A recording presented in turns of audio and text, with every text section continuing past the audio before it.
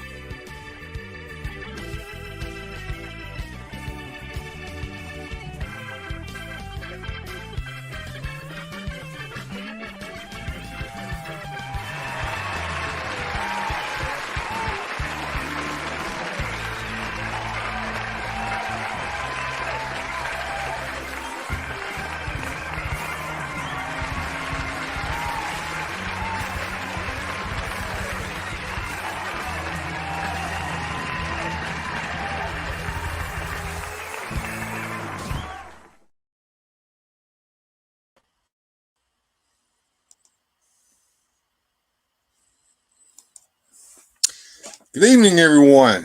I'm Bill. This is Late Night on Weird Fantastic Toy Adventures. It's good to see everyone here tonight. Going straight to the chat. Let's see who is here. Shaitan's Hammer, hello, hello. Masterversal Toy Hunter, Mr. Eldor, good evening, sir. Bjorn Jorgensen, good to see you. Sorry work was boring. I hope you did enjoy yourself somewhat. George Valentine is here. Good to see you, sir. My buddy Motu Joneser popped in to say sup, folks. He's here as well, folks. Don't worry. We'll get him in here in just a minute. Susudio, glad to see you. Good to see you. OBS is here. Hey, how's it going? OBS, my lazy ass sent my packages off. Thank you very much. And Joneser got his. I know that for a fact. Figuratively speaking, good to see you, sir. Mike Fee is in the house. Hello. All Music Fan 88 is here. Moving on down, let me catch up the chat here and see if there's anybody I missed. Looks like I got everybody here. Okay, all right. Let me go ahead and get the old Joneser in here, and we'll get this show on the road. What's up, everybody? It's Joneser, your favorite comic book guy. So let's do this!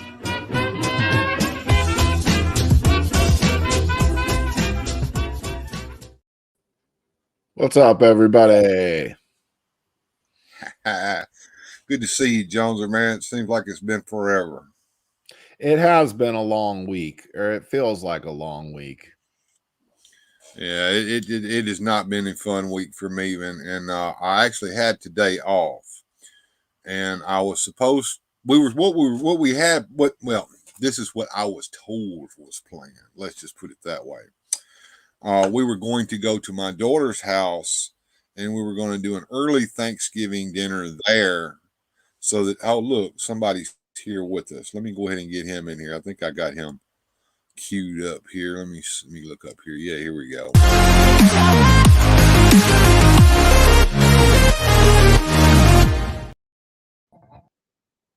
Whoa, came and gone. My bad. Come on, there. Cooperate with me, StreamYard. Hey, what's going on, man? Good to see you. Oh, not much. I was wondering if you were going to show up tonight. I know you had some issues there with your old computer, but in case anybody follows Cliffy's channel, Cliffy has some exciting information for us. Share with us, please. I hope things get better. Well, if what I watched, and if you're not a patron of his, you didn't get a chance to watch this, I'm sure. But if what I watched is any indication, I think that any issues that you've been having are going to be alleviated for the most part. Yeah, for the most part, you're right. Yeah. Here we go. Love you too, OBS. And I'm telling you, Joneser, you're going to have to share with us at one point or another what she sent you, because I didn't even open the little bag. I have no idea. I know it was comics. That's all I know, but I don't know what she got for you. But yeah, I got him handy Toy here. Hunter says he's still sick as a dog. Oh my goodness, man! I hope you get feeling better, brother. And OBS is already getting on me. those are not the glasses you're supposed to have on. Now, look, understand this. Yeah, I know his avatar has those weird over-the-top glasses on, but he is Sir Clifton, okay? Which means that he could wear Clifton glasses if he wanted to as well. That's where his name comes from.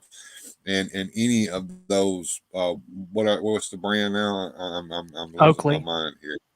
Oakley sunglasses. He can wear any kind of Oakley sunglasses he wants to. And of course, he being a grown man, he can wear any goddamn thing he wants to be honest with you.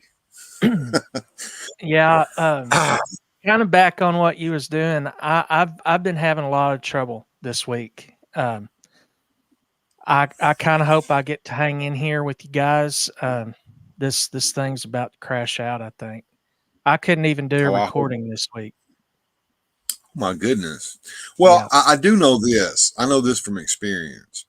If you've got nothing up but your browser and you're doing this, it's generally not going to give you a whole lot of issues, because Right. you're not having to do all this crap that I'm doing. I'm running OBS at the same time as StreamYard, and generally I've gotten to the point where I can't do a whole lot else, because if I do, then I start, you know what I mean? Yeah. So, I have to be careful there. Hell, I'm glad I it's made bad because it's girl. not, it's not StreamYard or anything. It's not any software, that I'm running to do editing or anything like that. It's this right here because our equipment can be an issue. Now, Shaitan's Hammer does have a point. StreamYard is an issue as well, and it's a big issue. All right, it compresses us, and we have to stream to it, and then it streams us out, which means that there's a middleman involved, which is why we have some of the crap that happens, like that crap that happened last Sunday before last. I don't think I streamed last Sunday, but the Sunday before last was a nightmare, and I'm glad Joneser was here. I'm sorry he's saying to you guys, but he promised me that he would do it again. Absolutely. Every chance I get. To catch you guys up on what I'm going to show you tonight. All right. First of all,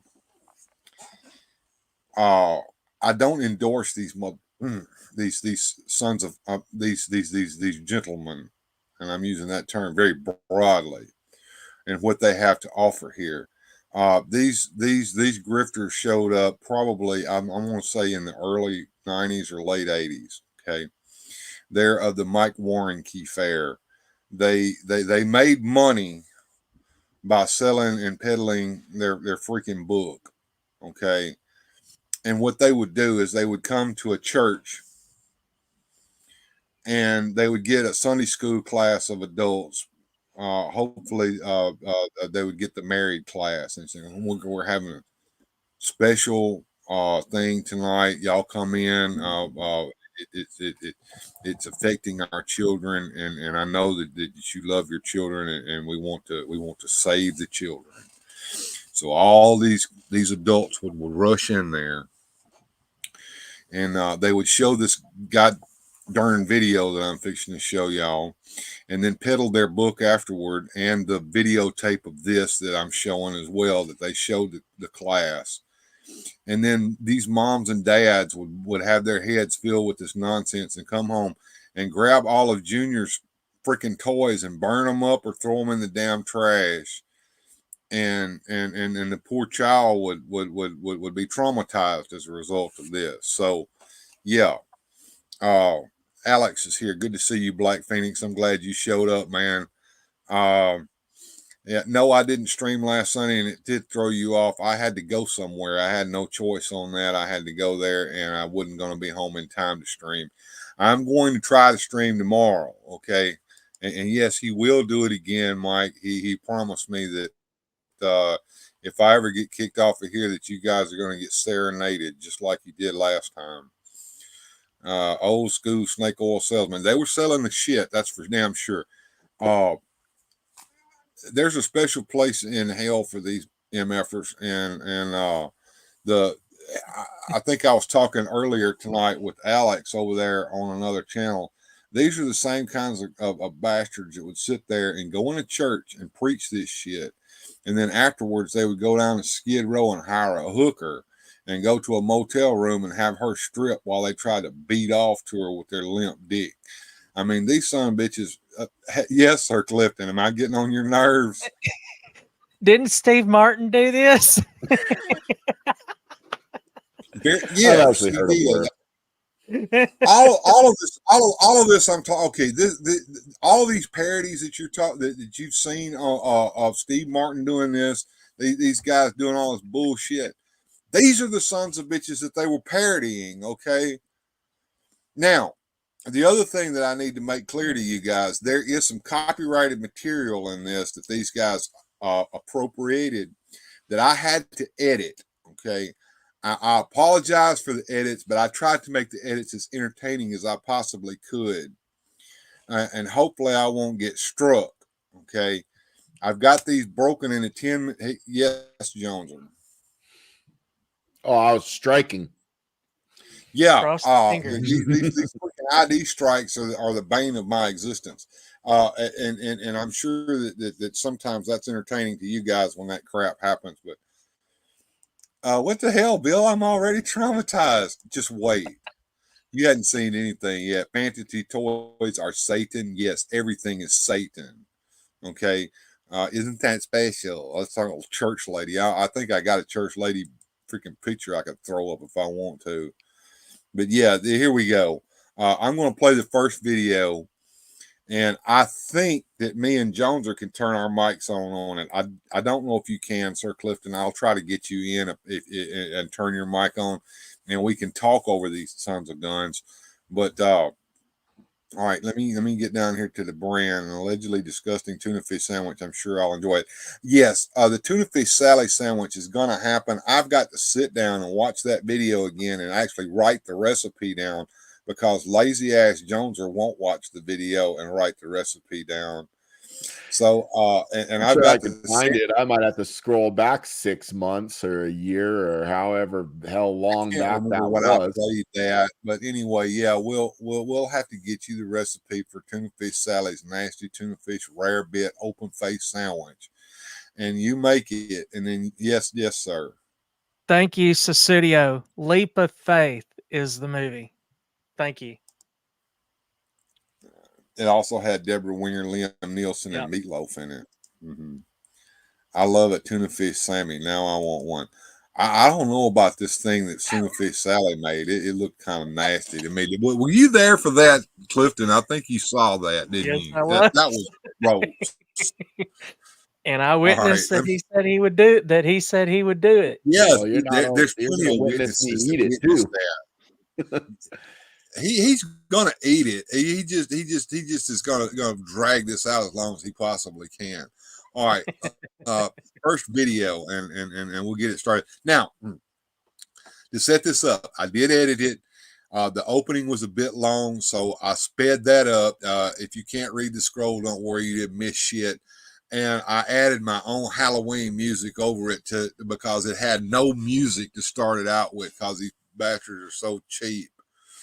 All right, here we go. I made their video better. Let's just say that.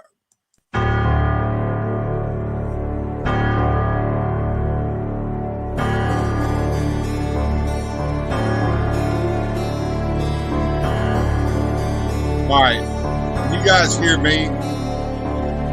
Y'all can unmute yourselves if y'all want to. Try to anyway. Unmute yourself now. I can't unmute Clifton, but I got I tried to unmute Clifton too. He might be able to unmute I'm Gary himself. Greenwald, and over the past several years, Gary the Greenwald, Eagles Nest Ministries has exposed certain things like rock and roll music, Dungeons and Dragons, marijuana, and even the New Age movement. And now we feel there's another attack upon our society. If I say something like wicked witches and demon clouds and spell books, and even the zone of eternal evil, what comes to mind? What do you think of? You think of a coven of witches or a seance? Watch now. Wicked witches? Demon clouds? Where do we start, Mr. Van Gool? You start by getting that spell book before those foolish witches destroy the world. We've got some witches to spot. You coming with us, Mr. V? I'm afraid I cannot. Like we're not into witches either, sir. We'll stick with you. Okay, he's upset that Scooby-Doo. If you wish, I'm going down that demon mist in the zone of eternal evil where the darkest spirits are trapped. Like on second thought, send us a postcard. I'm going to piss off the record anything else. You know, good luck with the mist, Mr. V. If they don't recover that book, no amount of luck will save us.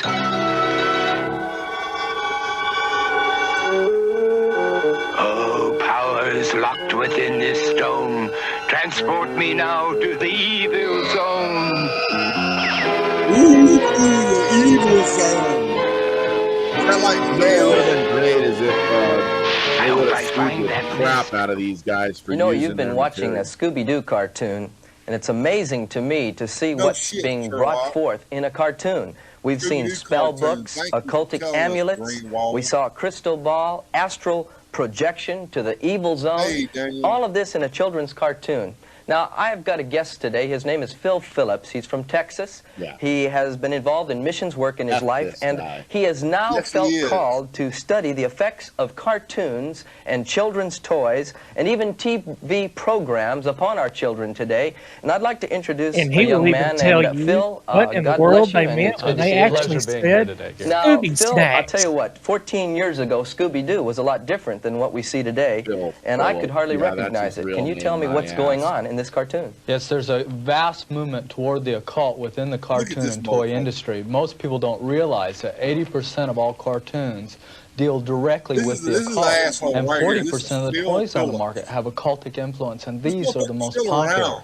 And these toys are actually a mirror of the cartoons, is that correct? Right, they're released together as a form of marketing where the toys and the cartoons are released together to create this popularity for the toys. Now, you have a concern, I know, that all of this is affecting our youth, and I wanted to know, do you feel that there are a lot of children that are being influenced by the cartoons they watch? Oh yes, take for instance a cartoon like He-Man and Masters of the Universe. It can be seen as many as 31 times a week in an area, with a viewing audience as much as 16 million children each time it's aired. And so we're seeing a vast effect on the whole United States and other countries around the world through these cartoons and toys. Millions of children now watching occultic cartoons and then going out and buying occultic toys.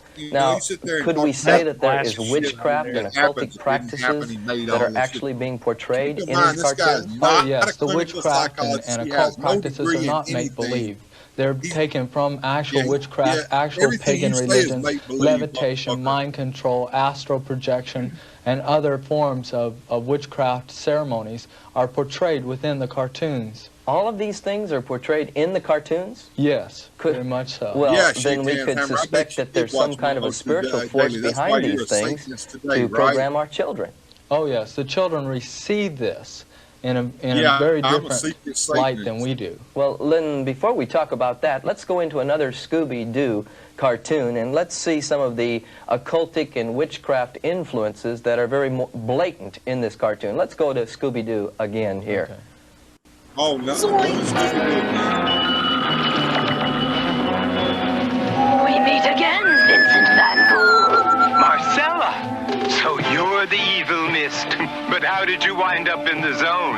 Oh, I was swept here by a spectral wind after I escaped your chest of demons. From one trap to the next. You never were terribly clever, were you, Marcella?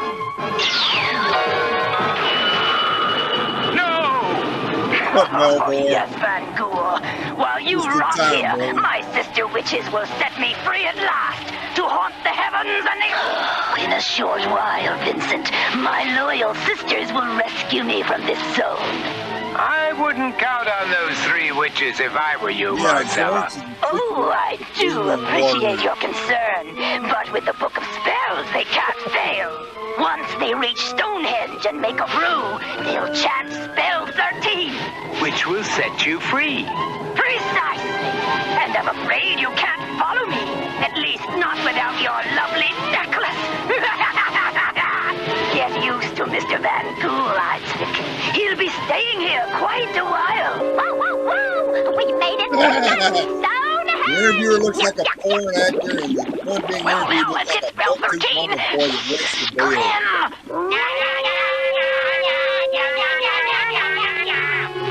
They're about to start their spell.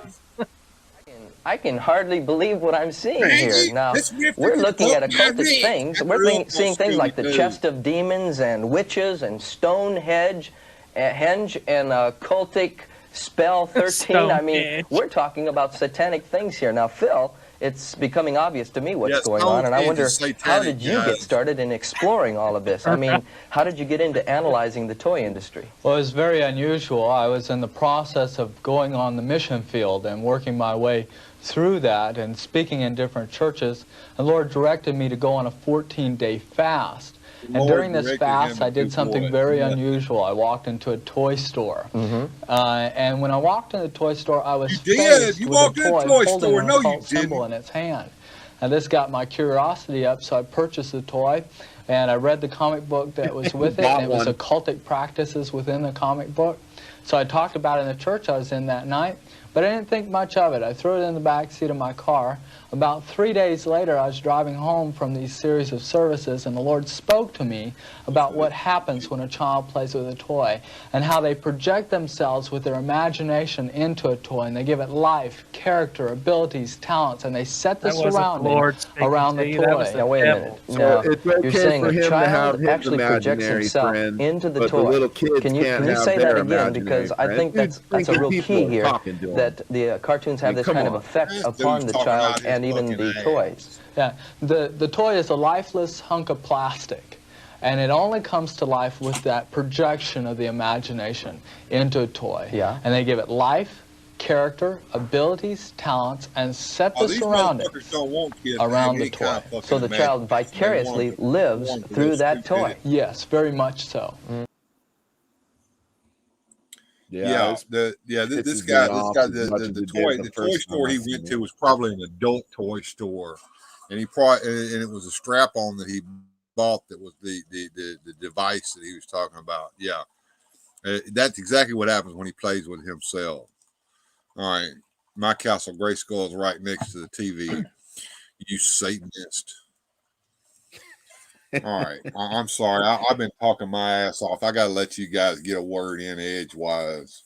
All I was going to say is this dude looks like frickin' Donald Trump Jr.'s frickin' virgin cousin. The devil made me get up and go get these glasses. There you go. Yeah, you Satanist, you wearing your Satan glasses. It's what? I don't know. It's Satan. Satan. But yeah, here we go. They don't understand how play works. No, they don't. and it gets worse as it goes on. I've got another one that I got these broken into 10-minute segments so I can show them without them skipping and popping and shit like that. And of course, we have to manually unmute our mics during it so we can talk in it. And I encourage you guys to talk as much as you possibly can in this, because for nothing else, to not have to hear them. This shit. Yeah, it's hard to hear us. It's hard to hear them. And the more we talk during this, the better off that I am, because I don't know if this shit the actual segments that they're talking in is going to get me as well. I don't know. It doesn't matter where I get this shit from. I get it all from freaking YouTube, which means it's already here to begin with. Right. But anyway, I'm all for us being quiet and seeing how many of these folks get brainwashed to the other side. No, actually, nobody's going to get brainwashed tonight, my brother. Everybody's going to get pissed off at this shit.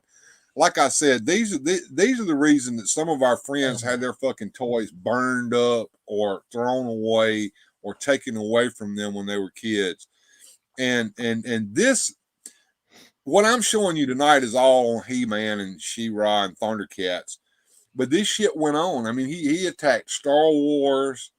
He attacked Dungeons and Dragons, which, that's a cliche, but this is the son of a bitch. This Greenwald, not Phil, but Greenwald was the one that claimed that they took all the lead figures and dice from Dungeons and Dragons, and when they threw them into the fire, they could hear the demons screaming as the shit burned. I remember that a long time ago, man.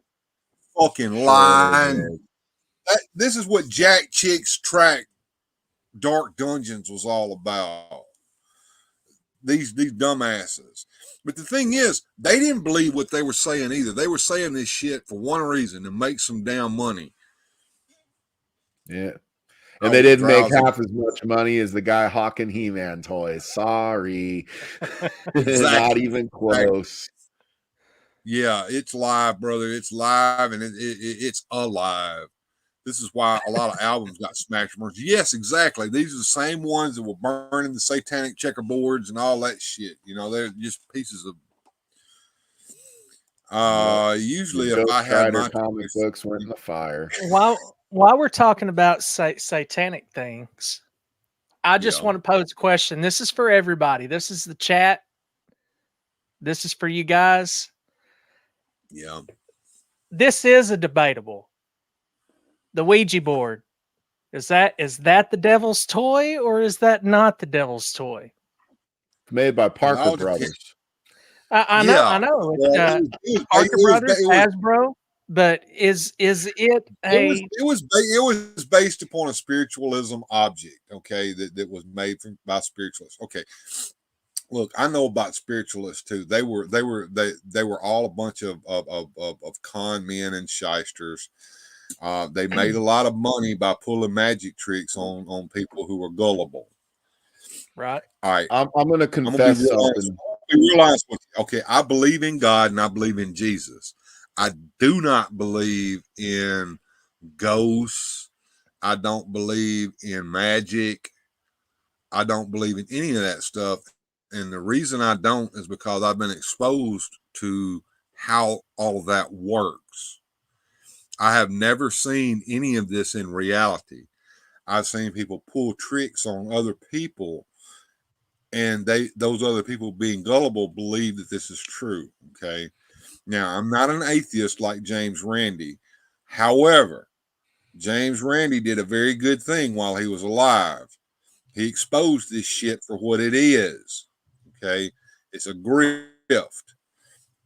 And as far as Ouija boards go, can you get wrapped up in something so bad that Satan gets a grip on you? Yes, you can do that by overeating. You can do that by smoking too many cigarettes. You can do that by drinking too much alcohol, and you can do that if you get wrapped up in a Ouija board and start believing your own shit and smelling your own farts. Yes, go ahead, Jones. I'm just going to confess something here. Now, if anybody that ever played Ouija board with me when they were a kid, listen up here. Every single time that thing moved, I was pushing it. And I was trying to push it, make it freaking answer what I wanted to make it answer, to try to scare whoever was dumb enough to stick their hand on that thing with me. I was manipulating that. There were no spirits. Nobody freaking moved it but me. Sorry. Yeah. I was a dumb kid. Me too. I was look. We went to the Haunted Insane Asylum. If you haven't seen the video on that, go watch it. It's funny as hell. I had a great time. It was a great historical place. A lot of shit happened in there that was real fucked up, but that was real. But I took the haunted tour, okay, the one that was supposed to be haunted, right? So we were on this floor. I forget. I think it was the alcoholics floor or whatever. That was the one that was supposed to be kind of active, you know. And you're supposed to be able to hear all this creaking and knocking and all this shit. Well, I'm gonna be honest with you, okay? So everybody's in there listening, and some of them motherfuckers have got apps on their phone that's supposed to detect ghosts and all that bullshit, right? And I found that there was a creaky board that I was standing on, and I could put my weight back on my heels, and I could make that board go pop and all that kind of shit. And so as soon as everybody stopped and started listening, I started making that board make its fucking sound. These motherfuckers were going nuts. Oh, listen, you can hear it. Oh, it's a ghost. And I sat there with a fucking straight face the whole time going, God damn, you hear that shit? And I'd rock back on my feet and make it happen again. And my wife, when we got out to the car, she was slapping me. You did that shit. You know you did.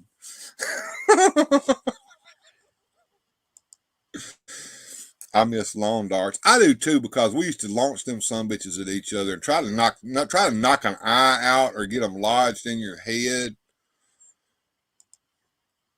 Played with a couple of times, and I admit I moved in and pretended it was real. But the last time, yeah, that could be made up. Someone almost died. Somebody's moving it. I am not going to speak to anyone else's experience. Okay, everybody has their own experiences, but I can speak to my own experience. And we used to do some fucked up shit with the Ouija board, and scare the shit out of our little friends. And obviously Jones, a man after my own heart, was doing the same goddamn thing out there in California. Yes, back in the day. I don't know about you, Jones, but let's talk to Clifton here for a minute. Did you used to play the Ouija boards?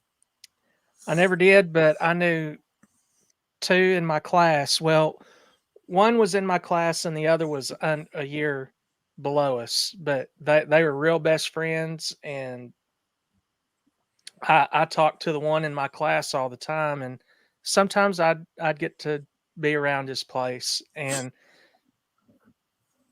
they went to school one day and said that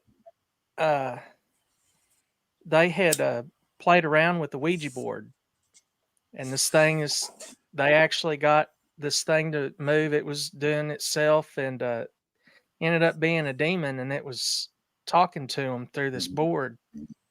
Well, some stuff happened, and it scared the crap out of them. So they threw the damn board away in the trash. Well, the trash ran pretty frequent back then.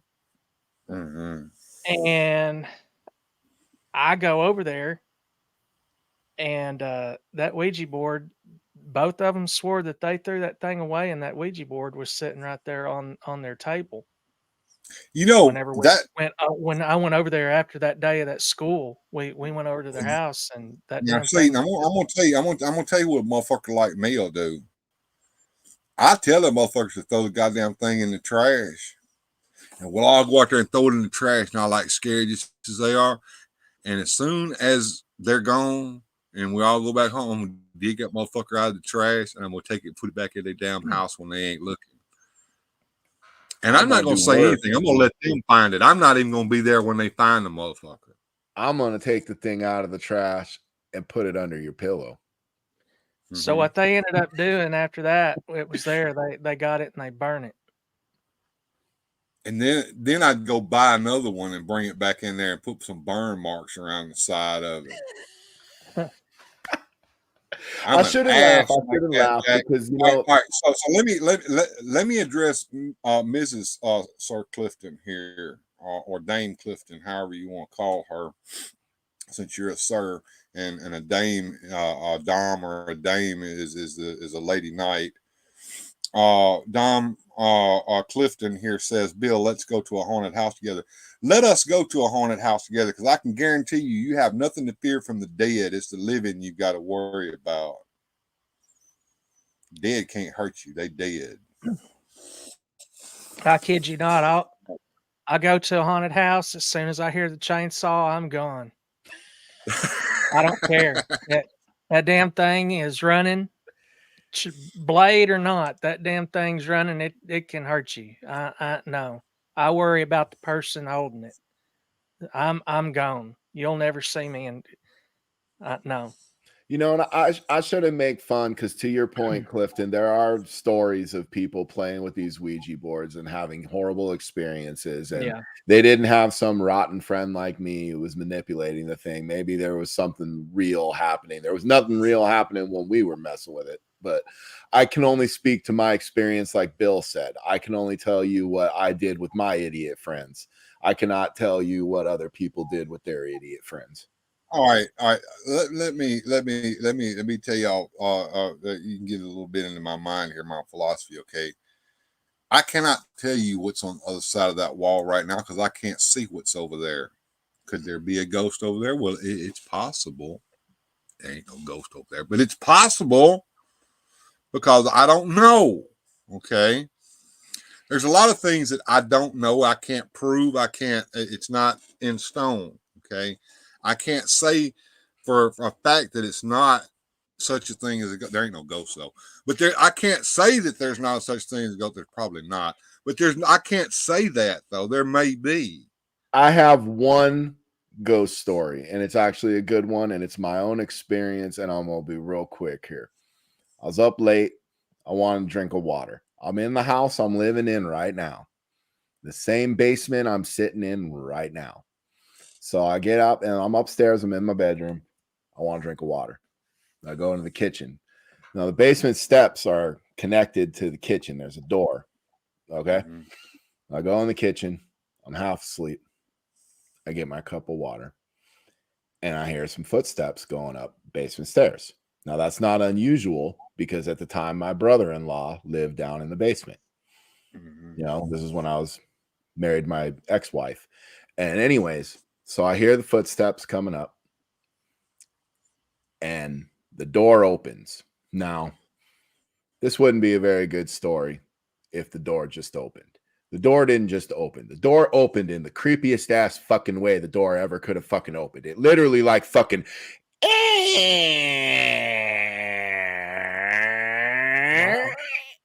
And I went, Todd, because I thought that's who would be there. And there ain't fucking nobody there.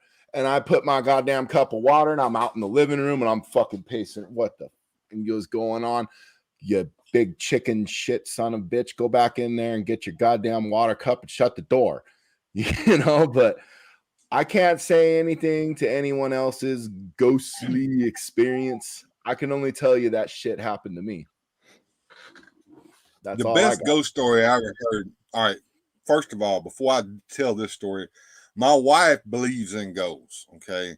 She claims that when she was a little kid that she lived in a house where some asshole killed himself, and that he would come around in the nighttime. I don't know. I wasn't there. Maybe so. Probably not, but maybe so. But the best ghost story I ever heard was told by my dear dad. And my dad was very old when I was born. He was about my age when I was born. Okay. He was born in 1917. And he could tell some wild ass tales, and I get some of my shit from him. But I'm tell you right now, this is the best story he ever told me. He said when he was a little kid, he was hanging around down at the pool hall downtown, and it was getting kind of late, and it was around Halloween time of year. About this time of year when it gets dark real early, and it was a storm brewing out there. And one of the drunks in the pool hall bet him a quarter that he wouldn't take a playing card. They were over playing poker.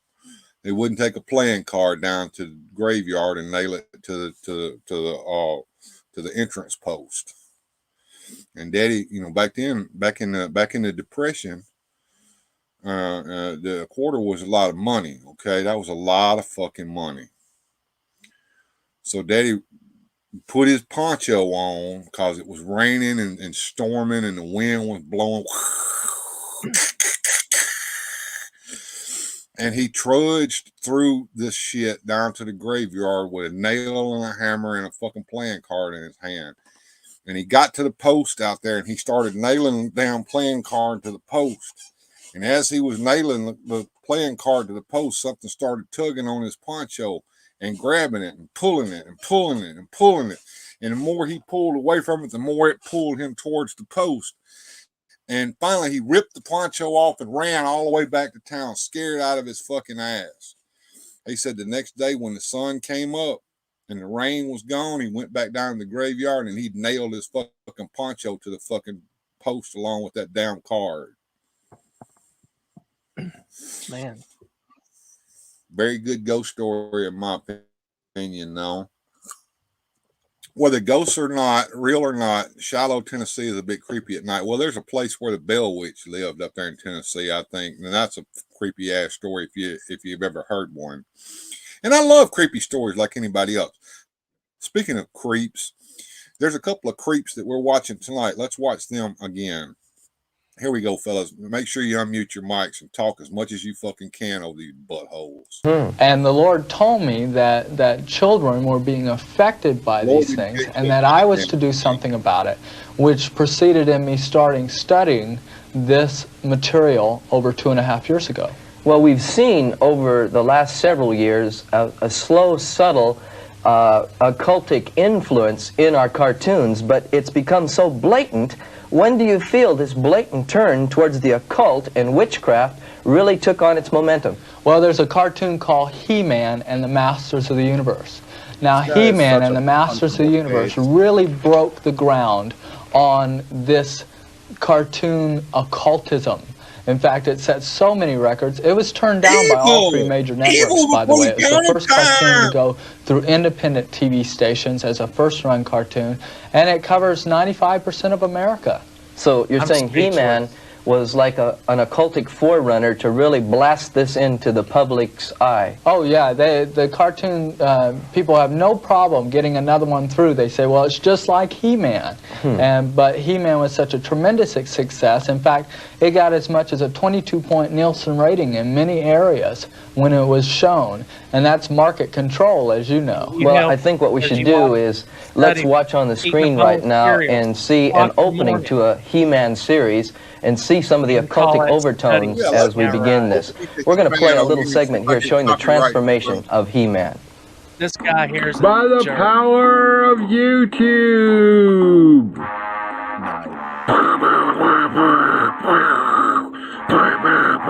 You have been ID struck.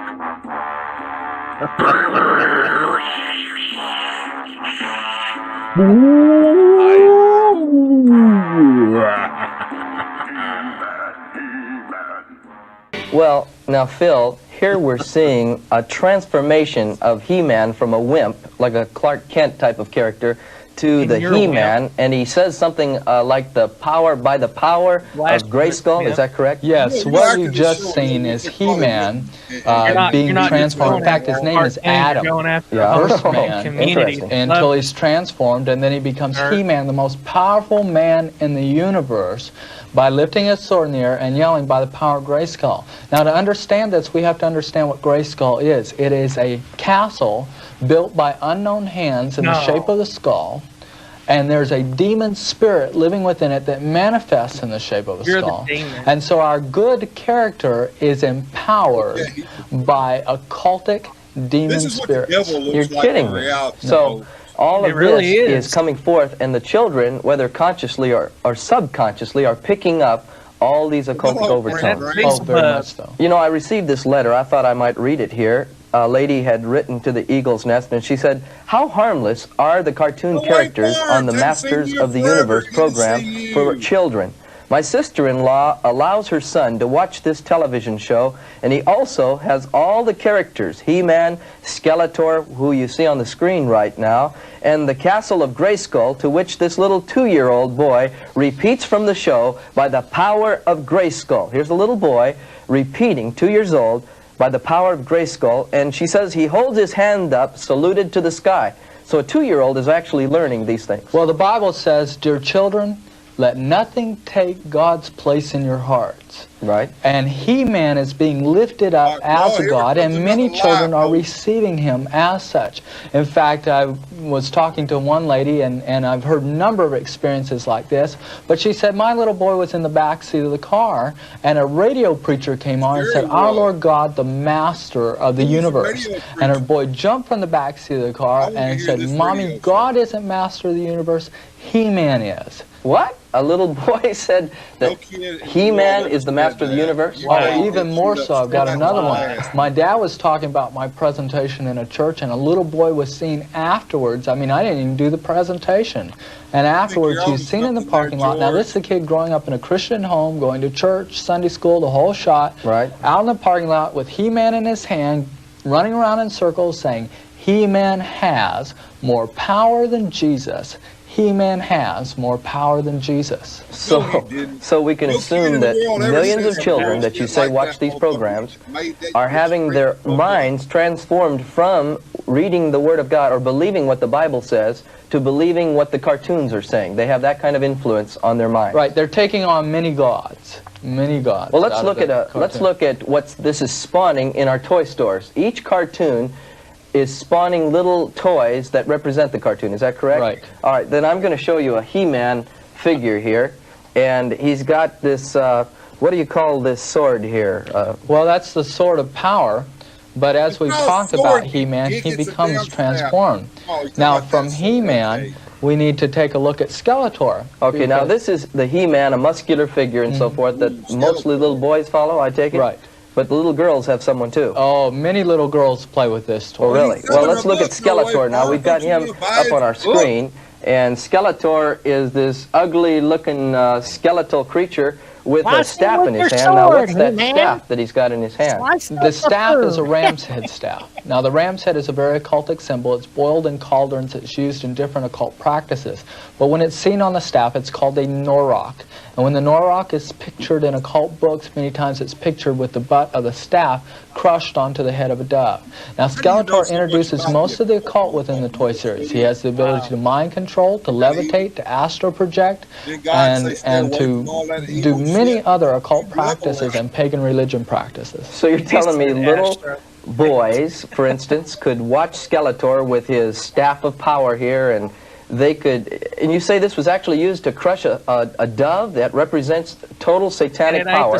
Of course, we know that the goat's head, the ram's head, represents Satan anyway in the occult. So little boys are really being programmed to evil. And where does Skeletor live? Well, Skeletor lives in Eternia with He-Man. Now, Eternia is a good world that they live in, and we'll see some things about Eternia a little later on. Now, who lives in Snake Mountain? Well, Skeletor lives in Snake Mountain. Could we talk about Snake Mountain for Sure, let's take a look at it. Now, we have a toy that we got at the store, which is called simply Snake Mountain. I thought I'd get this toy up here if we can get that on the screen. And here's the snake and all. I mean, this is definitely an occultic toy. And it's got an interesting little feature here. I'm going to turn it on. It can actually transform your voice from your regular voice to that of an occultic hero. Is that correct? So let's get a Skeletor type of voice. You know what the funny thing about this is? Let me turn this on here. I think I'm getting it too loud. Skeletor, the master of the universe. Does that give you kind of an example of... yeah, you should see the commercial they play with it. You know, it transforms your voice into that of an evil. So little children would actually use that to even identify more with these occultic heroes, right? Oh, yeah, yeah. Wow, he didn't even sound like I think it would be interesting if we went to another video showing even more of the occultic overtones in these different characters. So let's go to another He-Man serial right now showing the occult. These A great challenge facing you, He-Man. Perhaps the greatest of your life. Have you ever heard of the Star Seed? I thought it was a myth. It is no myth. It is real. And it is right here in Eternia. Let me show you in the mirror. Eternia is an unusual planet, for we are located directly in the center of the universe. It was here, where we now stand, that the explosion took place which created the universe billions of years ago. At the very center of our planet, there is a small piece of the energy left from that explosion. The very energy which set the stars burning and the planet spinning. The Star Seed. Speak a thing to the Star Seed and it makes it happen. It can do anything. It is all powerful. For untold ages, the location of the Star Seed was known only to a chosen few of the cosmic enforcers. But its location is no longer a secret. At this very moment, Skeletor is tunneling his way to the center of Eternia. Can you imagine what would happen? Is this possible, Phil, as we're watching this witch talking? She's talking about the creation of the universe, how it was created with a great big explosion, or what some of the scientists would call the Big Bang Theory today, which totally throws out creationism. And then we see her saying that Star Seed is all-powerful, and she mentions Skeletor and Castle Grayskull, which we'll get to a little later.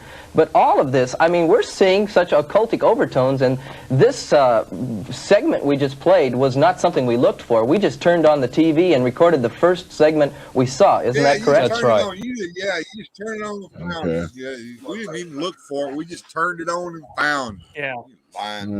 Well, don't be burning up all my gas. Right. Yeah, we got to take all our fucking toys I down just there and built burn it them up. yesterday. Okay. We didn't use that much. We'll use like over half a tank. Duh. Did I just get unmuted? Yeah, your mic's Hold unmuted. Wah, wah. Just talking to my kid. I heard. It's funny, Yeah, every Christmas I got a castle of Grayskull, but I wanted a Thundercat castle. Oh, wait, we're not done yet. Eventually, we're going to get to the Thundercat. That cat slayer was awesome, man. How dare he speak of the sorceress in such ways? Got Eldor all stirred up over here.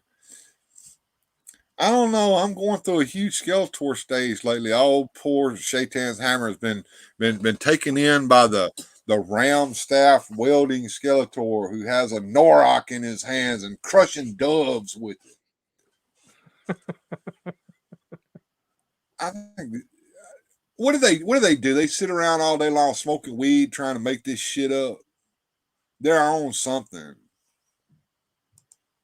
I think they just trying to run their scam on their people. That's their thing. Yeah, they obviously they made good money at it because the motherfucker wrote a sequel to it called Turmoil in the Toybox 2. I don't even know what that was about and don't really give a shit. Let's see, what did you tell the kid He-Man was real or satanic? I wonder, did they talk about Hordak? Well, I don't even know if Hordak was around yet when they started this bullshit. I told him not to burn up all the gas in my car is what I told him. He can believe whatever he wants. You leave the horde alone. I'm not done yet, folks. There's more. Yes, there is more. Well, I want to get back to exposing some of these characters that we see in the cartoons. So, Phil, would you tell us about the characters we're seeing on the screen right now? Well, we have a good versus evil here, battle. But the good is empowered by satanic power. This is Tila. They call her the warrior goddess or the patron saint of all warriors. You notice that she's wearing a cobra head breastplate and has a cobra head staff in her hand. Now, the cobra is the symbol for demonic power and protection. And this young lady is involved in witchcraft, and you notice that she's a very voluptuous looking thing, and they wear very tightly clad clothes and sometimes even negligee type things on the show. So there's a sensuality about the toys also. Yes. This character is called Many-Faces.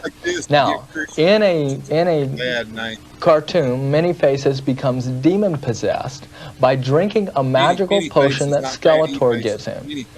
Now, he is released from that. He becomes a good character, but he still has the demon living within him, and every once in a while it wells up inside and makes him an evil character again. So he crosses back and forth. You mean little children with a Many-Faces toy, now I've got the little Many-Faces toy here, can actually see him transform from a demon-possessed skeleton type of creature to a good guy. And back. I guess what you do with the toy, if we might try it here, is you can turn this little deal and you can make his face change, and there he becomes a good guy. And then the little child can, there's several faces, the Many-Faces in this little toy, which change, but you know, you can become a skeleton creature, and we can go around to the different faces. And this has got to have some kind of a message to the children.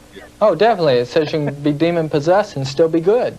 You're kidding. Yeah, that's what, you know, if you have a demon living within you and then you're playing on the good side, then that's the obvious inference there.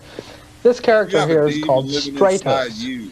They call him the Winged Lord. He has the ability to fly and to shoot fire from his hands. You'll notice that he's a half man, half bird. Yeah. Now this is an inference from the gods of the ancients. They're half men, half beasts. This particular one is the sun god Ra. He's becoming a very popular revival within the toy and cartoon series, as we'll see in some of the other cartoons later on. We're going back to ancient pagan gods and forming our toys after them. Right. Oh my. What's our next toy here?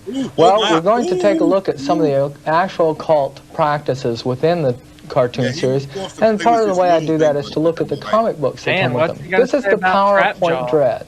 Now in the PowerPoint Dread, we see Skeletor in a classic lotus position of meditation. Legs crossed, palms on the knees, with the palms out. He is levitating off the ground. In a yoga type position. Right. He has a power beam coming from his head holding a crystal ball. Crystal ball is used in necromancy or communication with the dead. Right. And he's talking about that this crystal ball is the only thing that will allow him to focus all of his psychic energies. That's on the first page of one comic book. I can't believe this. And so all kinds of occultic things happening right in the front of the comic book here. It would actually show and now like this one's the Magic Stealer. Now in the Magic Stealer, Skeletor introduces the power of the pyramid cult. Now, he walks to the center of the pyramid, he sits inside, and he starts to steal the power of Eternia. Now, Eternia is the good world they live in. And these are the powers that rule that good world. This fiery serpent, these fiery skulls, this gargoyle. Do you know what they call these things? In the good world. No, what? The spirit of the air. You're talking shit about it. How's that, it good? That's Ephesians 6:12, isn't it?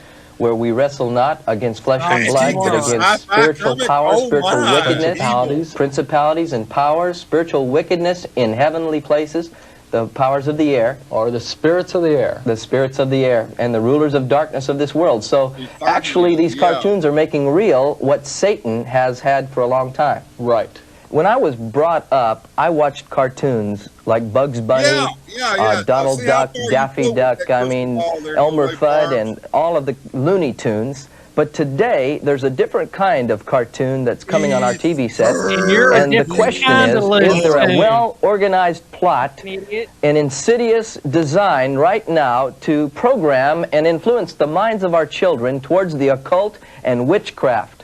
We see things like spell books and witches and zones of eternal evil and all kinds of demons in today's cartoons. And we're discussing today with our special guest, Phil Phillips. And Phil, I'd like to welcome you to the program. God bless you. Phil comes from Texas, and Phil has been doing a tremendous intensive study of the cartoons that children view today. He's looked at the toys that they're buying in the toy stores, at the comic books that they read, and he's seen that they vicariously live their lives through these cartoon characters and toys. Now, if we miss the generation of youth that's coming up, if we do not minister to them, the Lord Jesus Christ, then we've lost the generation of tomorrow, and the Antichrist will have them. I believe the Antichrist is trying to program the minds of our youth, and he's getting his spell, his control on their minds, and today we're going to be talking about those youth. Now, in God's economy, children are very important, and I wonder, Phil, if the church is overlooking the children. Do you think this is happening?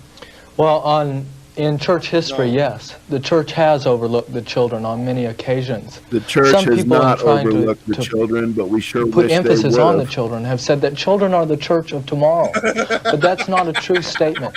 Children are the church of today. They're an integral part of the body of Christ today. God has placed them within our bodies, and we have to make sure that they are healthy and spiritually alive. Yes. You see, children, their relationship to God is as important to God as our relationship to God. And this should motivate us toward ministry to the children. Well, now we know that TV has become a babysitter for children. And when parents don't want to take responsibility for children, they send them to sit in front of their TV babysitter. How much time does TV take in the average child's life? Well, in 1978, there was a study done that said children watched an average of 15,000 hours of television before they graduated from high school, while only spending 11,000 hours in the classroom.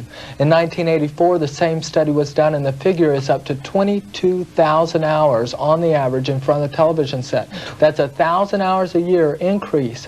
So with that and the 11,000 hours in school, we have 33,000 hours of total input into a child's life before he's 18 years of age. 22,000 hours, and a lot of that is taken up in cartoons. Is that correct? Oh, yes. Because we've noticed that the cartoons are not only just Saturday morning, but every afternoon. The children, they're at key times of the day when the children can watch them. Well, a preschool-age child will watch between 22 and 26 hours of television a week.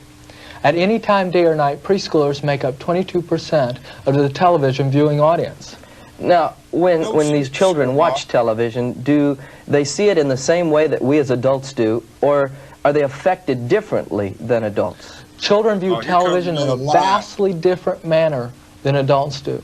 In fact, until a child is about the age of 7, he cannot differentiate between fantasy and reality as it deals with the television. It's like you turn on the TV is when you open the drapes to your living room window and sit them down and let them view their neighbors.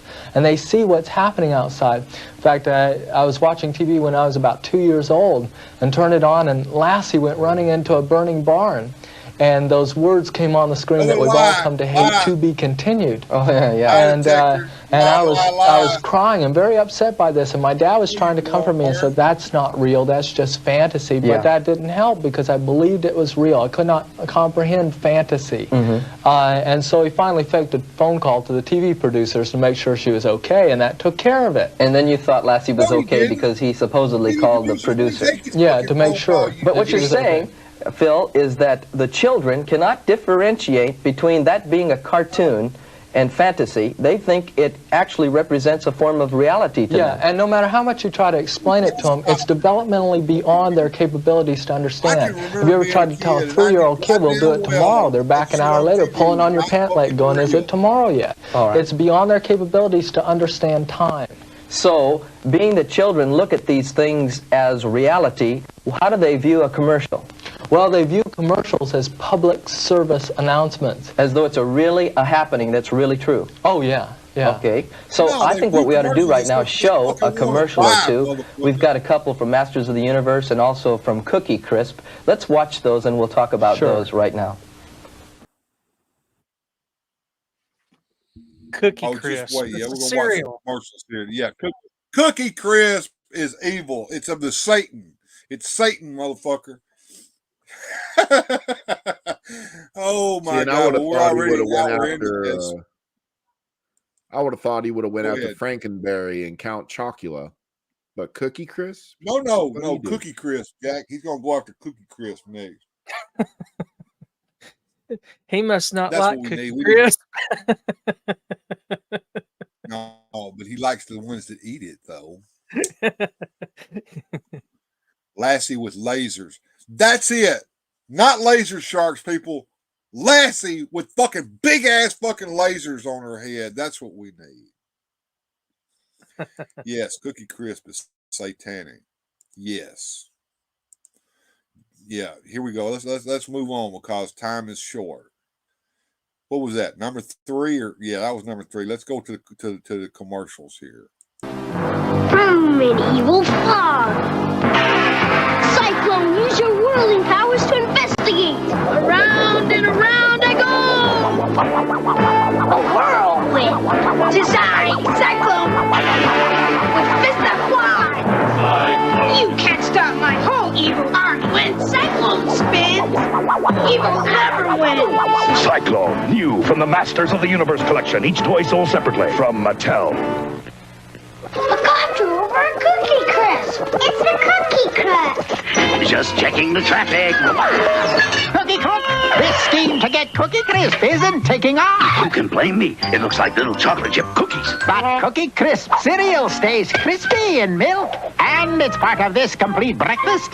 Well, Cookie Cook, it's time you started a new career. Yeah, this one's definitely winding down. If you like cookies. Now, Phil, you're saying that as the children watch these cartoons or these commercials, they're influenced by what they see. Oh, yeah. Children, you see it on Saturday morning. They become glued to the television set. In fact, television reacts on a physical body much like an addictive drug. It brings you in a depressed state, and you're watching it in this depressed state. You've heard the terms glued to the television. Oh, yeah. You know, that type of thing. But it's a physical reaction from your brain. So now you're saying that the commercial ties also together with the toys, because we saw the Masters of the Universe, this Cyclone character that's just come out. What I'm trying to show through these commercials is that when a child watches these about 30 times during a Saturday, he is programmed by the companies to be an advocate for their product. And that's when an intelligent mother walks out and buys a box of cereal that's over 50% sugar and feeds it to her kids, knowing full well that kid's going to bounce off the walls in 20 minutes. Because the child is going to be on her case and say, "Mama, I want to eat Cookie Crisp," until she finally gets it. Oh yeah, you've never seen a commercial, cereal commercial for children during the Super Bowl or during 6 o'clock news. They don't care if you ever see it because they create an advocate within your home. Now, if they can do that with 30-second commercials, think what they can do with 30-minute cartoons. Okay, now let's go for a second. Here's a box of cereal, and there's little characters on here. Rainbow Brite. Does this tie with any toys that are out? Oh yeah, they're starting to license a lot of the cereals to link with toys. And so it creates a greater desire for the toy and the cereal and other licensed products. And here's another one, G.I. Joe, and we know that a lot of his characters are out right now. And the G.I. Joe characters are getting occultic too, aren't they? Oh yeah. We're seeing this more and more, and we'll show some of their characters a little later to show you just how occultic G.I. Joe is going. I think what we'd like to ask right now, Phil, is there any kind of character that the girls can relate to? Well, there is, and her name is She-Ra, and there's another one that is out there that is for girls, basically, and that's Golden Girls. Now, girls watch the other cartoons too. One thing I'd like to do is tie all this information up that we've given people.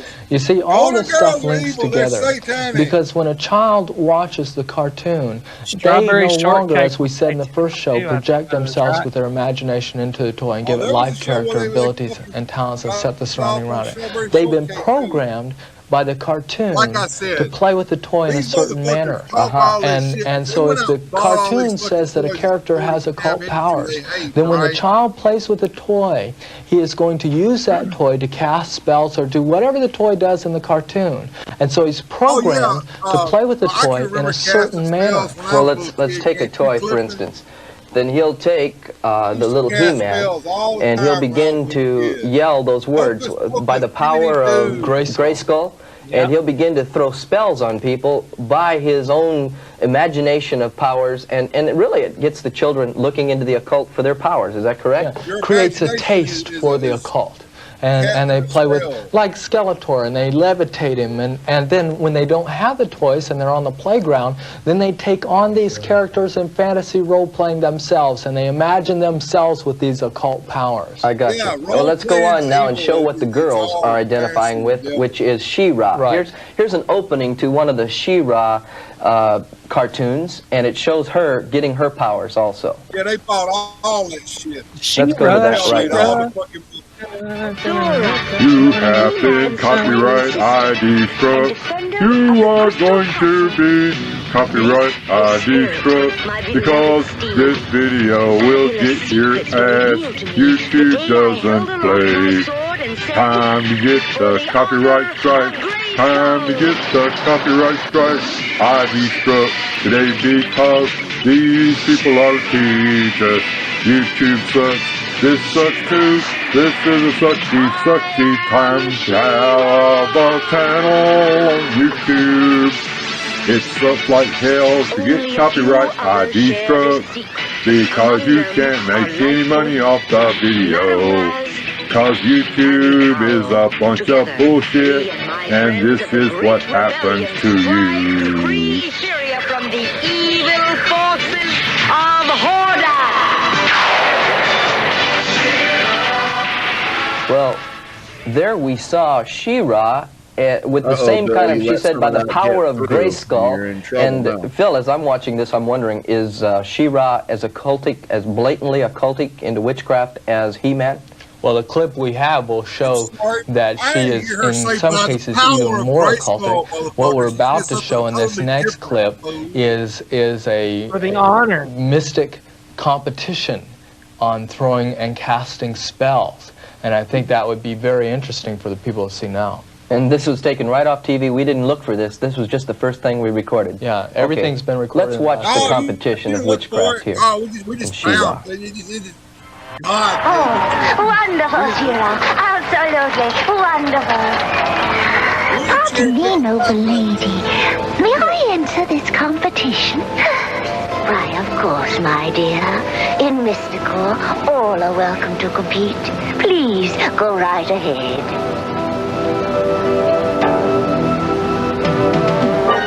Drop ye down in one great heap. Drop ye down, be still and sleep.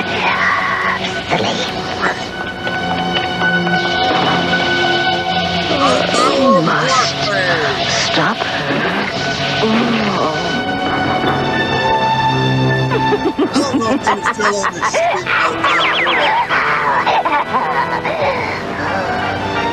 Oh no! It's Shadow Weaver! And now, my dear She-Ra, I have a surprise in store for you. Sacred words that none do know. From nameless book with mystic glow. Take her now beyond, below. Salistica, Salistico.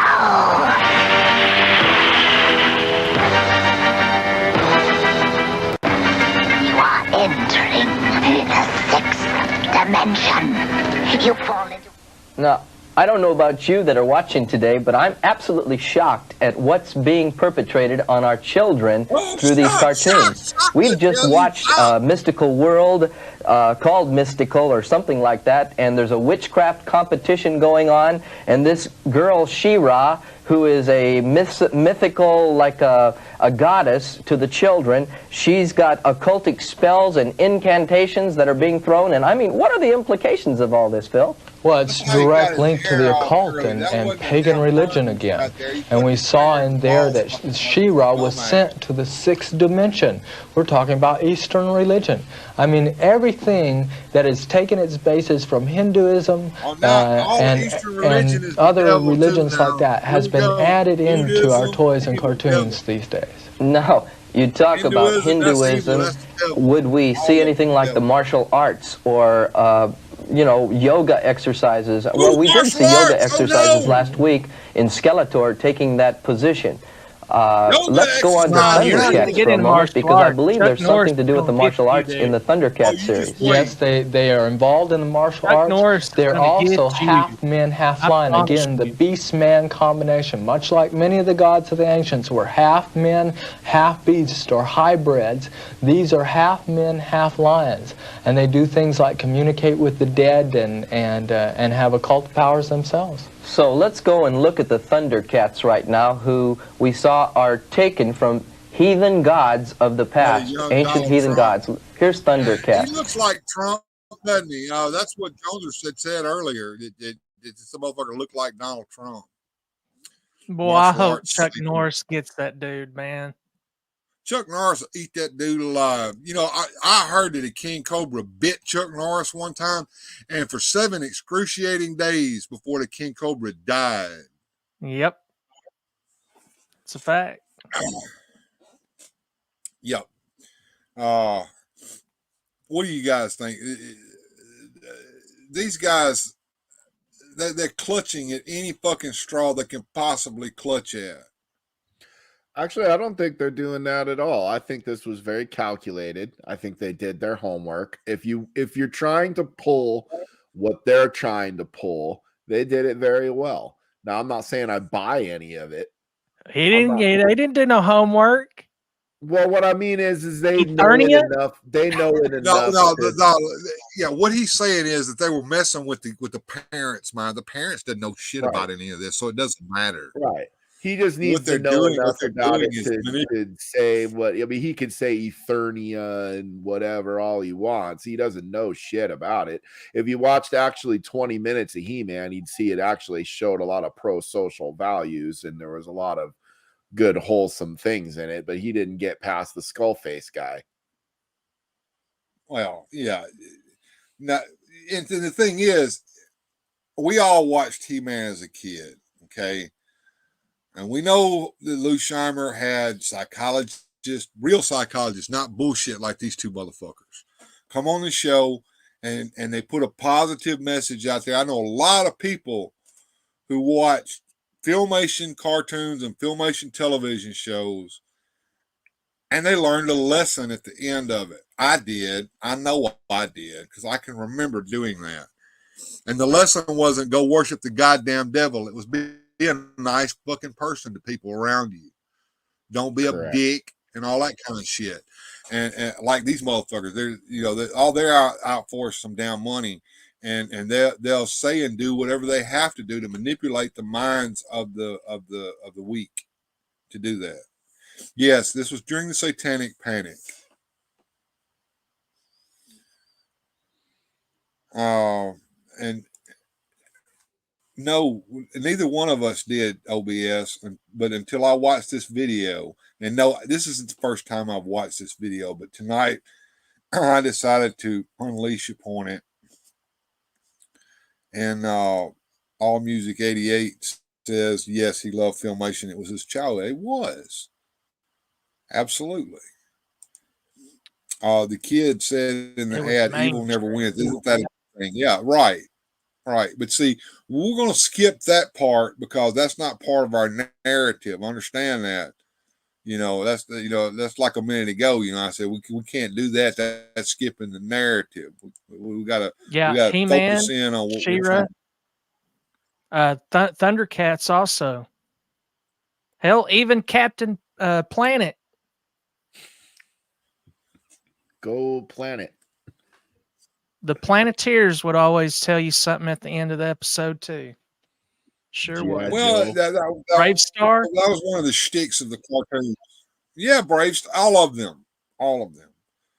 Even the others. I mean, it was always a good triumphing over evil. People being good to one another. People cooperating with each other to defeat the bad. And so yeah. All right, we're gonna get towards the end of this because we got a 2-hour show and we're an hour and a half into it. So here's the last video of the night. I'm pretty sure a lot of you guys are sighing with relief. I only have to endure one more of these, but this one is on the Thundercats because I know there's a lot of Thundercats fans out there, and of course this is the coup de grace right here. We're We're going to focus in on the Thundercats with laser precision.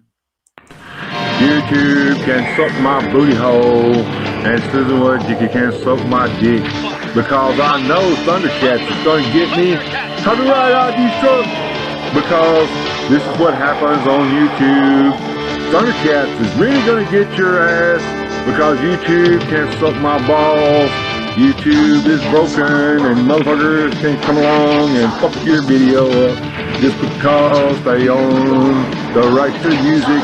And it don't matter what you're doing, whether you're trying to show something to people so that they can see what's going on. No, they don't care. They want your money. They're not going to get mine because they can eat my ass, eat my entire ass. And make sure you go to the brown part in the middle with your tongue and roll it all around. Cause I hate YouTube and Susan Wojcicki too. I don't care. Here we go one more time. And now it's done. You know, as we've been observing here, there were gymnastics and martial arts type of thrusting and jumping here with the Thundercats, and again taken from Hinduism and ancient pagan symbolism. But there's also what we saw here called the sword. It has the Eye of Thundera. Can you tell me anything about what the Eye of Thundera is? The sword of omens that Lionel, the hero of this cartoon, carries is the object of the whole thing, trying to control this sword. Now, it's called the Sword of Omens, and there is an eye in the center called the Eye of Thundera. It's a red eye. And when placed to the forehead, it enables you to see into the future, to tell if there's danger around. Now, this third eye is directly from the third eye of Hinduism. And when you travel through India, you notice that that third eye is almost always red. Absolutely. And so we're seeing, again, an occult practice, and the children begin to pick up the idea that this third eye is part of everyday life, and that they should look for things in their own lifestyles that would identify with Hinduism, the occult, and mystical Eastern religion. Creating a desire for the occult again. I'm absolutely astounded. And we noticed that Lino spoke with his dead father, as we're going to see in the next clip. I'd like to play another video segment from the Thundercats, who are half man and half beast, that we saw earlier. We saw the martial arts segment, but let's show how occultic they really can become as we look at how they get into even talking with the dead. Here's Thundercats again.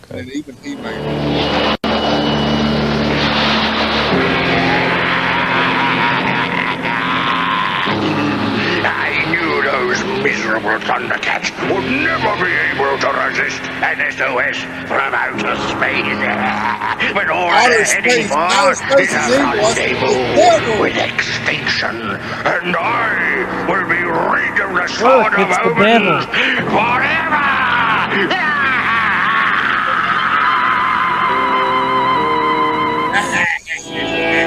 Jaga! The Eye of Thundera is with you, Lionel. The source of the Thundercats' power. But I cannot summon it, Jaga. Shiner has sealed the eye. It sleeps, Jaga, and I cannot awaken it. Your young friend talks to himself. Jaga! Sealed or not, the eye sleeps only until needed. No, don't leave us, Jaga. The eye sleeps only until needed. Thunder! Thunder! Thunder! Thunder! Thundercats!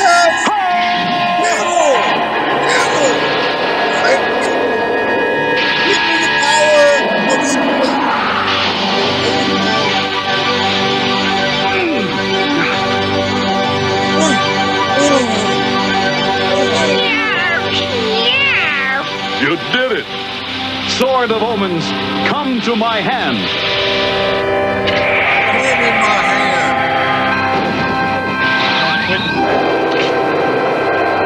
Fantastic! Okay, Pedro, let's go.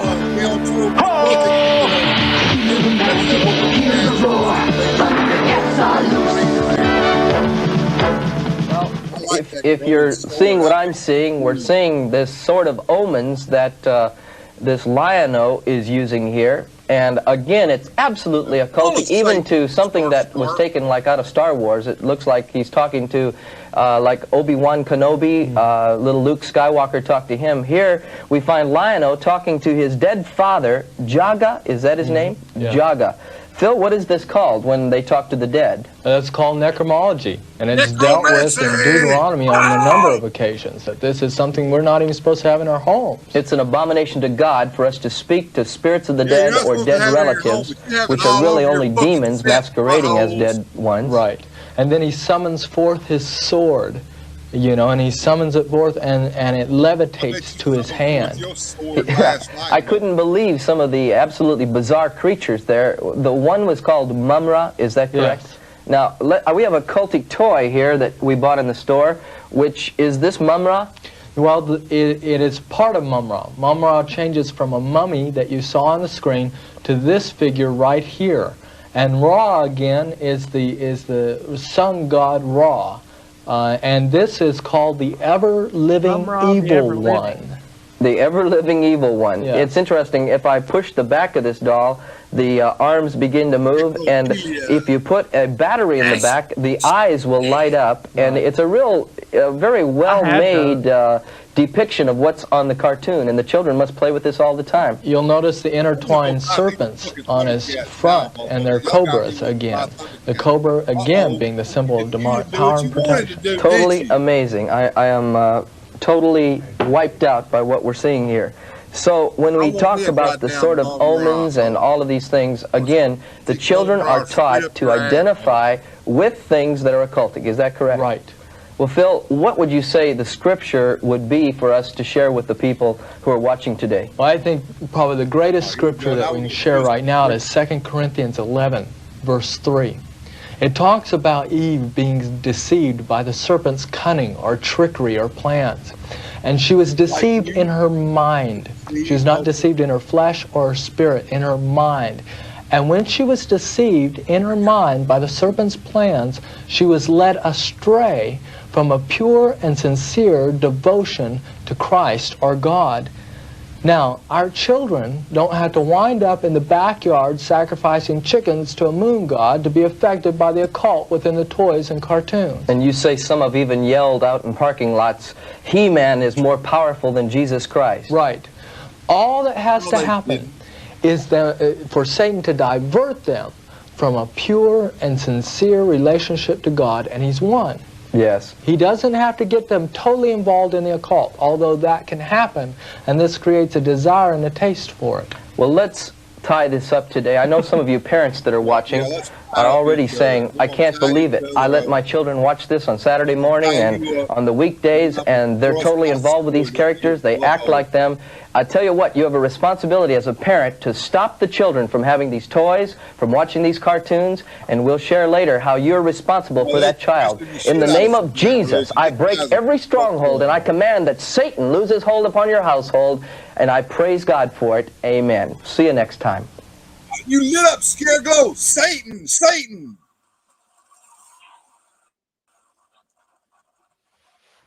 Yeah, no kid ever said anything that somebody said he did. So, obviously, Joneser's seen this before, but what about you, Clifton? Have you seen this shit before? Never.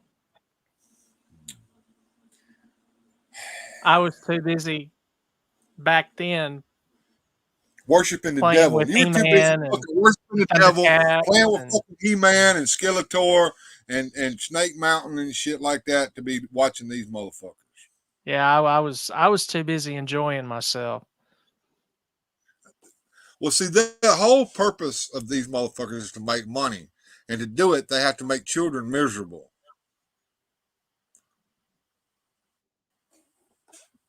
Well, see, they're not trying to convince the kids. They're not trying to convince the kids. They can't convince the kids, and they knew that. No, they're trying to convince they're mom speaking to the parent, because the parents can control what the kids do, at least in their presence, you know.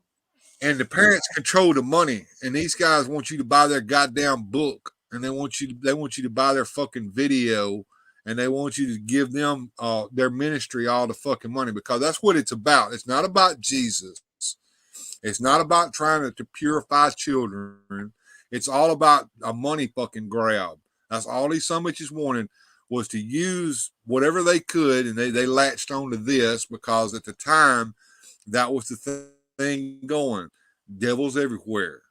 People went to prison for nothing back in those days, all because of the satanic panic.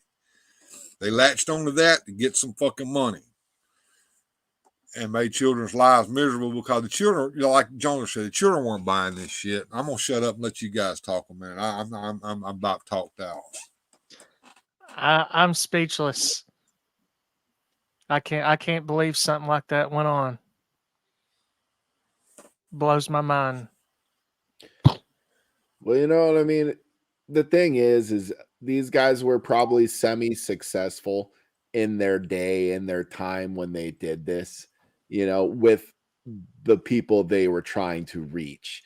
But anybody with a half a brain cell took one look at that and just went, man, shut up. However, you can look at it at this aspect too. We always ask what happened to our Saturday morning cartoons and things like that. I mean, we're totally different times now, and you don't get any of the cartoons that have the lessons in it that you'd learn something. I guess one could say that these folks actually, in the grand scheme, they kind of won. They got what they wanted because that was their narrative that they're pushing. In a way, but in a way not. In a way, now the Saturday mornings every day, you just put on Netflix and you could watch a plethora of cartoons or put on Hulu or whatever people do now. It's all at your fingertips. When we were kids, you had to get up in the morning, get your bowl of cereal, sit in front of the TV, and that was the thing, the experience. Right. Now you can do that anytime you want. Well, the bottom line is, no, these guys did not win the day because, like Jones said, the Saturday morning went away because of money, okay, and various other things, and the political climate that we're in today is a hell of a lot worse than it was in the 70s, and is that a result of these guys' nonsense? No, not necessarily. It's a result of the way people think. And we're being forced to watch and being told about a lot of things today that wasn't the narrative back then. Narratives have changed, and there's no debate in that. The narratives have changed. The narratives have absolutely changed. And everything is backwards now. We're living in like the Alice through the looking glass. We're in a looking glass land right now. Everything's topsy-turvy. But these motherfuckers, all they were grifters. Okay, that's my opinion. They didn't believe anything they were saying. They didn't care. They used, and I think I tried to say this if you didn't hear me. They would take a kernel of truth and wrap their lie in it, because that's the way you tell the best lie, is to get enough truth in there so that you can get a foothold, and so that your lie can take form. Yeah, the cartoons they show now have no lessons in them. That's true, Adam. That's absolutely true.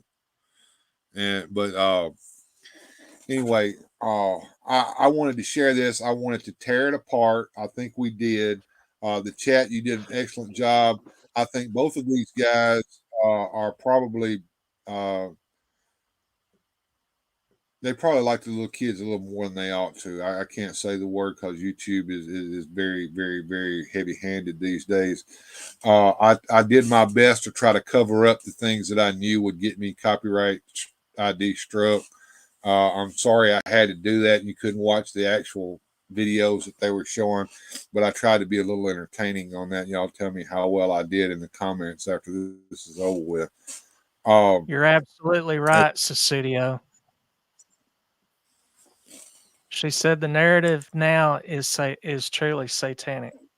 It is. Well, and that I think is a result of these guys. Well, I don't think they were working for Jesus at all. They were working for the devil.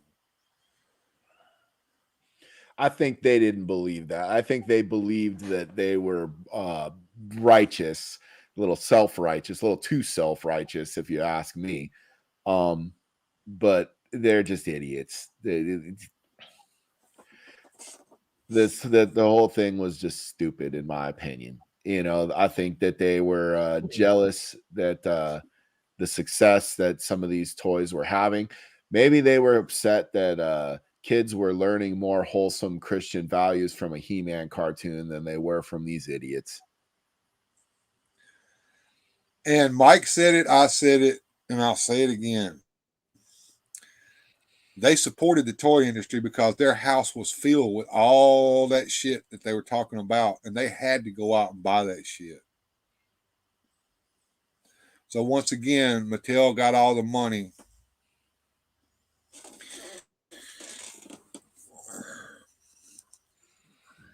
Sanctimony is a dangerous drug, Shaitan's hammer. Their own Bible says that their righteousness is as filthy rags. They always ignore that. Yeah, well, that's true.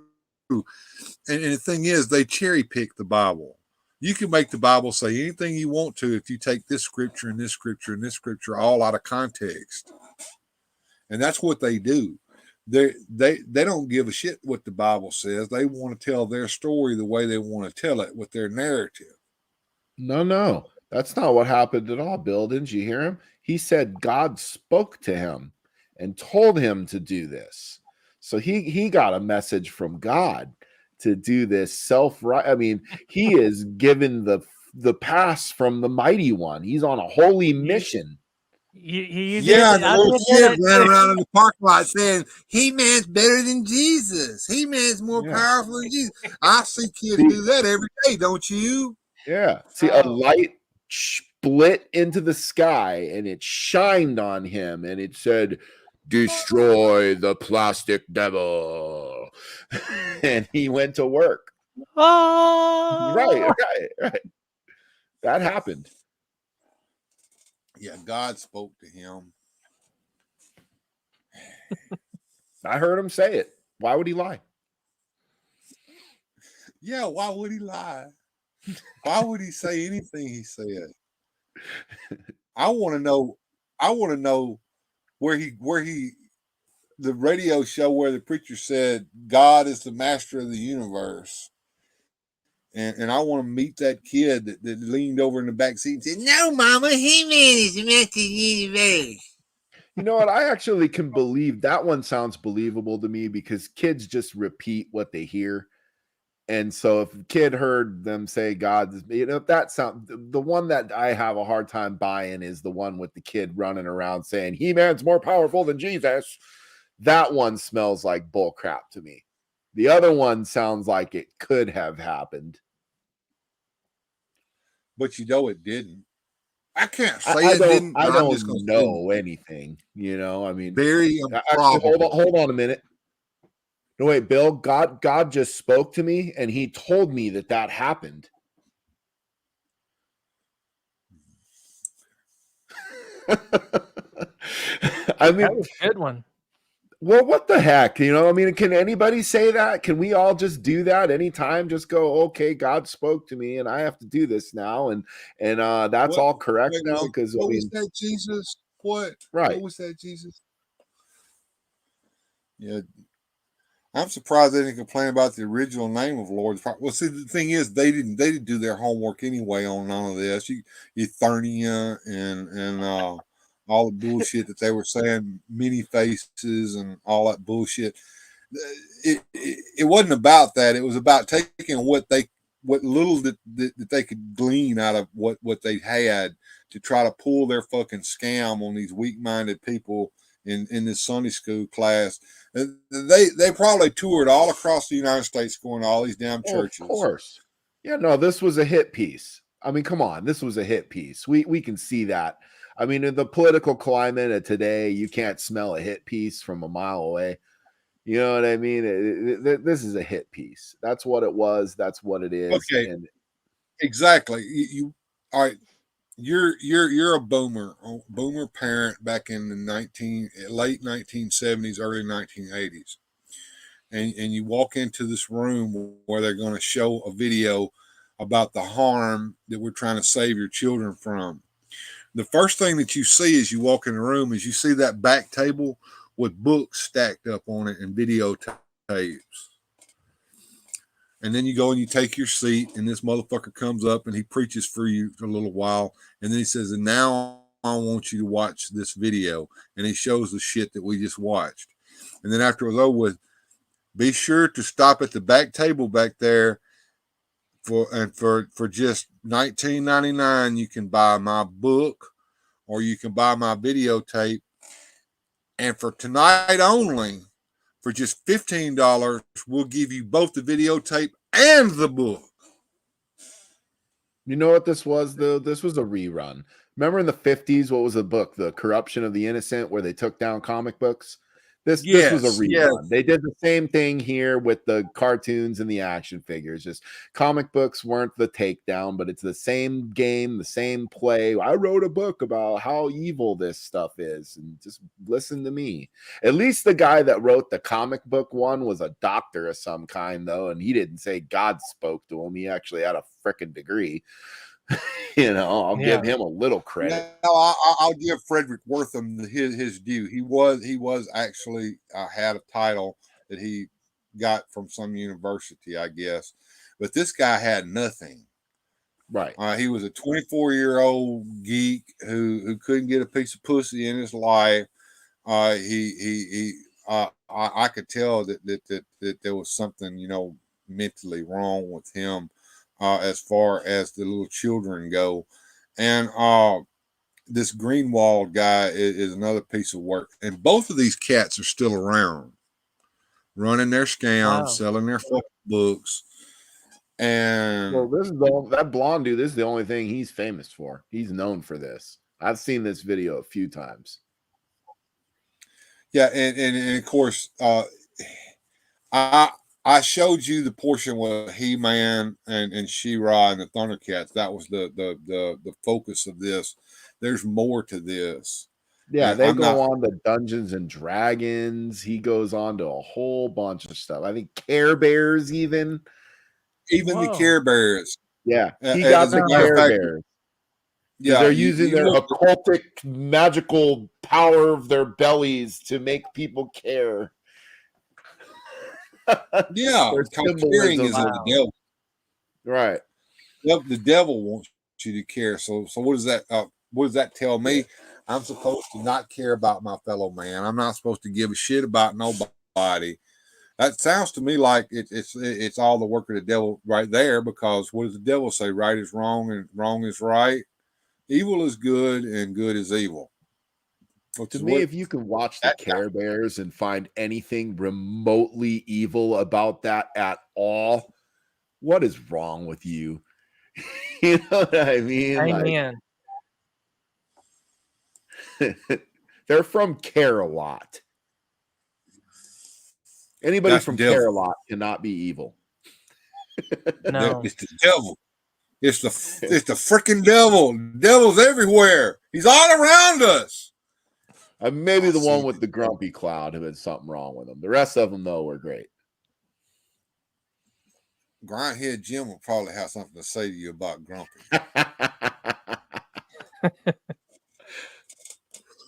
That was my favorite. All right, folks. We're getting towards the end of the show. It's about 15 minutes before the hour, so I'm going to go ahead and feed some ducks real quick. And let's say our last words. We'll start with Sir Clifton. He was so kind to join us tonight. I'll be on tomorrow at 6 p.m. Central. And what I'm doing on my show now is if you're a Patreon, y'all get to vote on what is going to be on the live. And let everybody see right now. Wheeljack is the winner. All right. So we got more Transformers coming, folks. Yep. So that's pretty exciting. And right now, I'm not able to do recordings because, this here's just not able to let me. I'm really surprised I didn't run into an issue earlier. But anyhow, hopefully that'll be getting fixed here soon. But I'll give more information on that tomorrow. Something to talk about. Very good, and I'll try to join you if I can. Go ahead, Jonathan. I just want to thank Clifton for joining us. I think that's a hoot. It's nice to have a third guy to bounce stuff off of. Yeah, I'm just doing my same old crap. I'm surrounded by toys I haven't opened up yet, and a couple of them I did not on video, just for my own enjoyment. Been a while since I opened up something for me, just to, have my own fun. So I don't know. We're just doing our thing over here. I almost did a toy hunt today. I went to Walmart and I saw Gasp, Batmobiles, and Invisible Jets. But the Supermobiles were all in the fucking way. You had to move the goddamn Supermobiles to find the Batmobiles. And the Invisible Jets were underneath that behind Batwings. I got over there to the two pigs that had He-Man shit on them, and lo and behold, one figure each on the front of the pigs. There was the Snake Armor Man at Arms, and there was the Spike-Or. Spike-Or was on there, and Snake Arm. But then I looked behind them to see if there was more, and what did I lo and behold find? Naked fucking Stratos.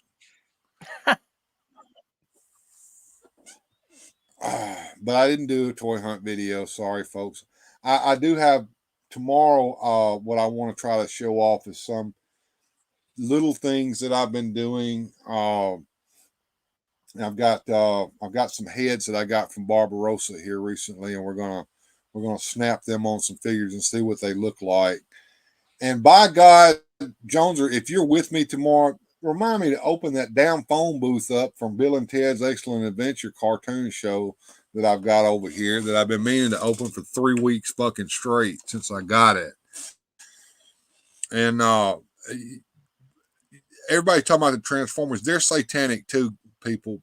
These guys did not call anything.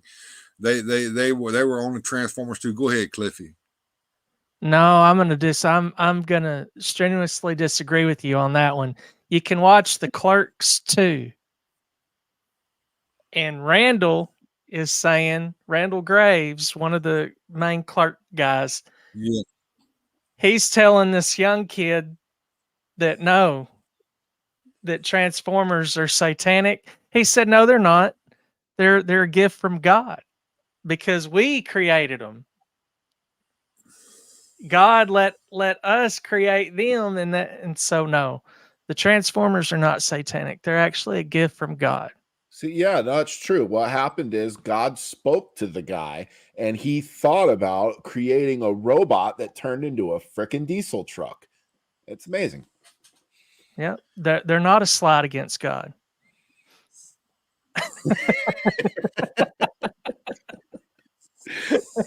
I love the Clerks. So I just God just spoke to Bill and told him to drink his coffee there. The first Clerks movie was. See, I've got all the Askewniverse movies except for a couple. Yeah.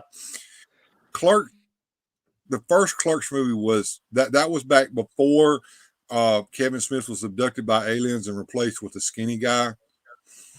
But anyway, yeah, that was a really, really good movie. And the other Askewniverse movies were okay. Clerks 2, okay. I haven't seen Clerks 3 and will not, because after I watched Jay and Silent Bob Strike Back, I was over the Askewniverse altogether. But the very first Clerks movie was a groundbreaking movie. That's all I have to say on that. Snuggins. Tell me I'm wrong. Snuggins. Before Kevin Smith went all Hollywood.